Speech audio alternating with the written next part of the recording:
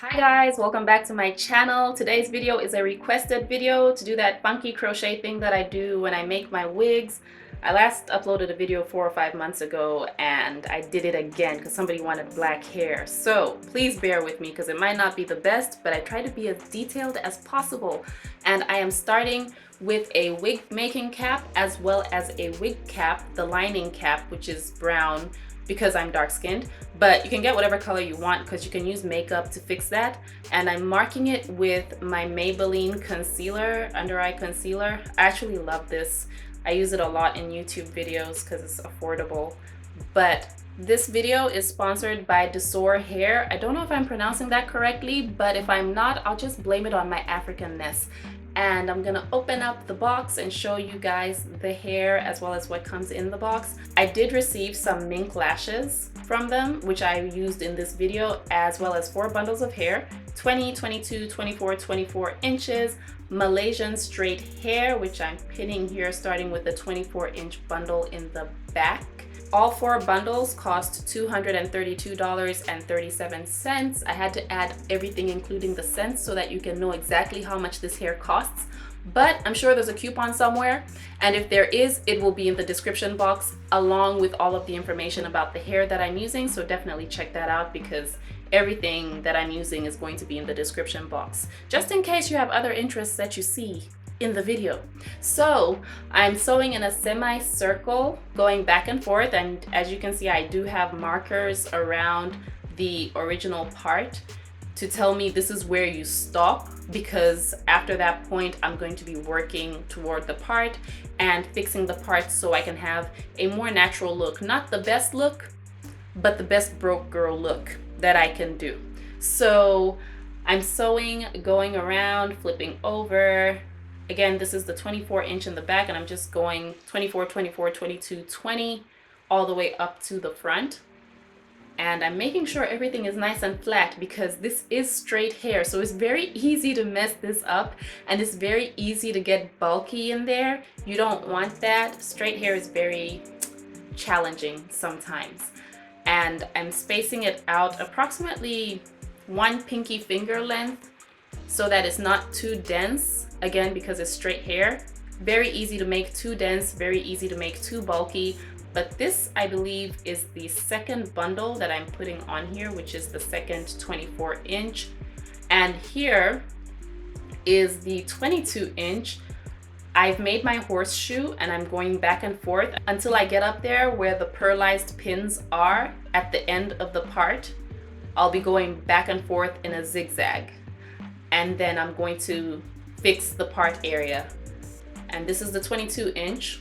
The part area is all going to be the 20-inch. So here I have my pins lined up along my part area, and I'm coming down with my weft so I can go up, down, up, down, up, down in a zigzag, going all the way toward the part area. Always use your pins, you guys. Pins matter. They help you secure everything and make you sew in a straight or a slightly curved line, however you want to sew, but you always sew the way you want to sew in the proper direction that you intend to sew in. And here I am cutting my weft because I'm going to split it.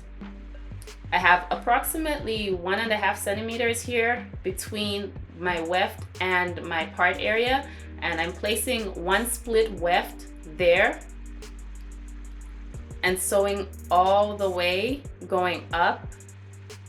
And this is just to thin out the area by the part so it's not too bulky. You do not have to split your wefts, but it helps. And this is the second split weft coming down right on the part.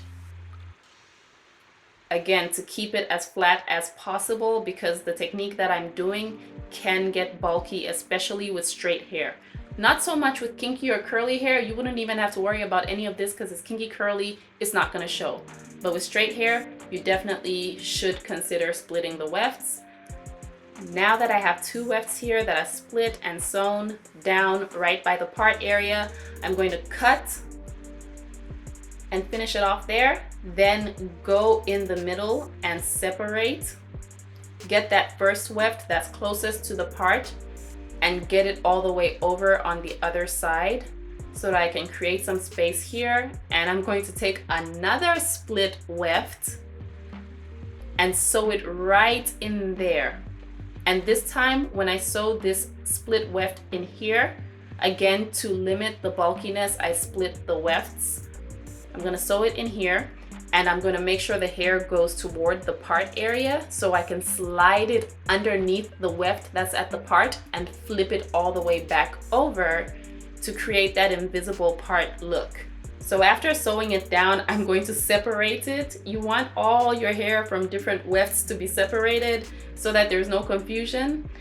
And I'm gonna clip it down. These purple clips are golden because you can always see them.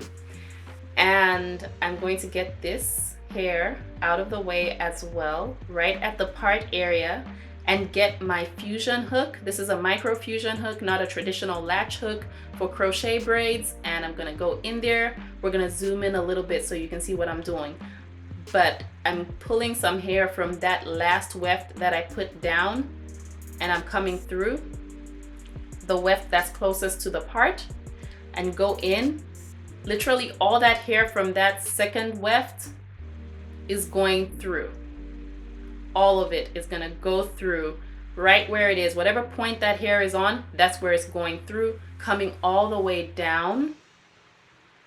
All the way down. And this is why it's important to sew it so that the hair is going in that direction. It's easier to pull through. Then I'm going to go ahead, see, you can't really see the tracks, but I'm going to fortify it better and go in about 1 inch out, actually less than 1 inch really. But right here in this gap, I'm going to sew down another weft going in the direction of the part. And you can see the weft here. This weft, again, is going to go in the direction of the part. And this is just so that I can sew some more hair under here and pull it under all of these wefts, flip over and really cover that part area beautifully. But I'm keeping it away from the other area where I pulled hair through because I don't want it to be too bulky. So here it is. You can't really see the wefts, but I'm gonna go in anyway and just show you once at least because it's kind of challenging to do this part. But I'm going under and I'm pulling from that weft that I just put down. Only the hair that I put down is getting pulled from. All the other hair is falling and is part of the wig. We don't mess with that. So after I pull all the hair going all the way down like the first time I did it, I'm gonna brush my hair down and just hold on to the wig while you brush because some hair might come out. So most of it won't, but some will. And that's just the hair that's looped that really doesn't need to be there anyway. And I'm clipping my hair down. You can see it looks good. I'm gonna show you the other side. Unfortunately, you can't see anything, but this is a realistic expectation when you do this. This is what it's gonna look like because you've already done the other side. But I just had to show you a little bit so you can see, yes, I actually did it the exact same way. You just can't see. And I'm putting the mousse down and working it around. Mousse really helps flatten hair without needing to use heat, but I am going to use heat. The mousse just really helps a lot for setting purposes. And I'm using my one and only curling iron. You can use whatever you want, a wand curler, whatever. And here I'm going to go in again to pull some more hair. Just because there's a little bit of track showing, this happens. You may have a little bit of track showing. That's my only point where it was showing, and I just wanted to make sure everything was completely covered. So be careful where you pull your hair from. Make sure it's from the same general area and come through. And that's all I did. So I'm going to flat iron my hair. I've used this flat iron a couple of times before. I will link the flat iron in the description box as well. It's very cheap and it's good for weaves. I have not tried it on my natural hair and I don't think I will, simply because it's very cheap and I just don't want to risk it. So I'm flat ironing and it took approximately 10 minutes to do my whole head because the hair is already straight. Like, you really don't need to spend too much time flat ironing your hair when it's already straight. You're just kind of touching up, and that's all I did. As far as styling goes, I will put curls in it, heatless curls, but flat iron for now, and this is what we're looking like. I'm gonna pull my wig forward and fix it so you can see what I do as far as fixing the part area, because obviously you can't even tell there's a part. So what I'm gonna do now is add some concealer. I like foundation, but concealer just sticks better, and then when you put the powder over the concealer, it really stays for like forever. And the concealer I'm using is by Sephora. It was super cheap. It was like $5 when I bought it. I bought it on sale. I always buy stuff on sale, always. And it works really well on my skin too, so I really love this concealer. And I did put powder, but I forgot to show you guys. But yes, I did put powder there. My part looks pretty awesome. It is a little bit wide, so if you want a thinner part, just make sure your wefts are sewn closer together, and that's all you have to do. So thank you so much for watching. As always, I hope this video helped anybody who still had questions about this technique. Of course, when I learn to film better, I will film better, but again, all the information is in the description box. Please thumbs up, comment, subscribe, share, and I will talk to you in the next video. Bye!